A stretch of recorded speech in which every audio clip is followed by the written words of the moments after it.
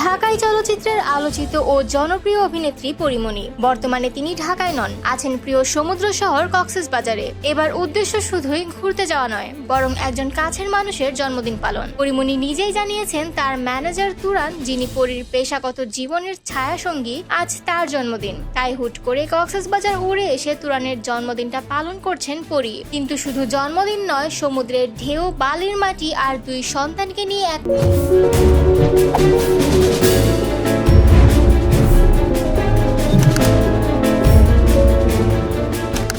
রূপকথার জীবন কাটাচ্ছেন এই গ্ল্যামার কুইন। সামাজিক যোগাযোগ মাধ্যমে শেয়ার করা ভিডিওতে দেখা যায় জলে খেলায় মেতে আছেন মা ও সন্তান। মেয়ে এক দৃষ্টিতে তাকিয়ে মায়ের দিকে, আর ছোট্ট রাজ্য মায়ের পিঠে বসে বালির মধ্যে মগ্ন খেলায়। পাশেই বাজছে এক দারুণ গান, আর পরীমণির মুখ জুড়ে প্রশান্তি।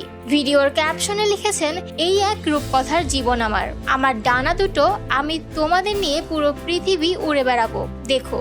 তাই এমন বিশেষ মুহূর্তগুলোতে তিনি পাশে থাকেন, সময় দেন আর একসঙ্গে উপভোগ করেন জীবনের ছোট ছোট আনন্দগুলো।